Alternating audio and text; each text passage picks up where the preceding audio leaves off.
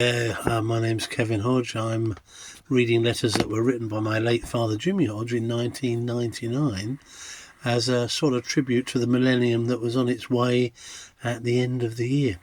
And he wrote a letter every day. And sorry it's a bit later today. It's been a bit of one of those days. Busy morning, up to a hospital this afternoon in London, so back in the evening, so apologies for that. We've got to the 12th of June 1999. I'm going to read this bit, if you don't mind, verbatim, because it is really complicated, but it might be worth hanging in there with me. Dad was saying something of a Fred Karno's army in today's entry into Kosovo by NATO troops. They began swarming in by road and air early this morning, but Russian troops crossing from Serbia made it to the capital Pristina first, stopping at the airport. This was where NATO planned to set up its headquarters. At another point, NATO troops were actually stopped at a Serb forces roadblock.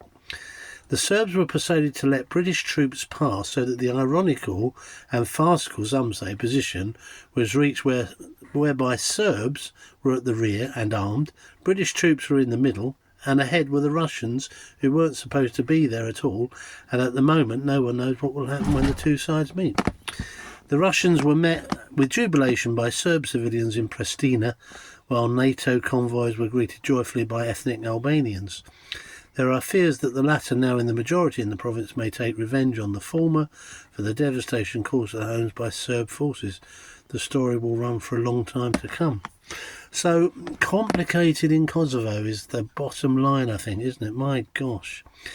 Queen's Birthday Honours, knighthood for Sir Trevor MacDonald and a host of showbiz and sports personalities. And I think Dad was hoping that perhaps some of the people who've been covering the Balkans War might be included for some special award, perhaps a Millennium Medal, he was saying. And last bit of the day, on this day, the 12th of June, a cemetery that might contain 10,000 mummies has been covered in Egypt's western desert.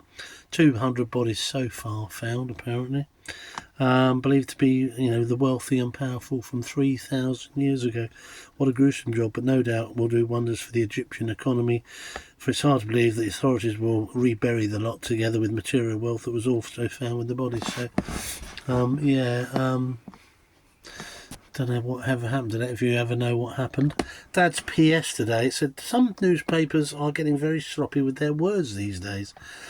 So I'm going to again do this verbatim because I'm not sure my dad actually did quite that well.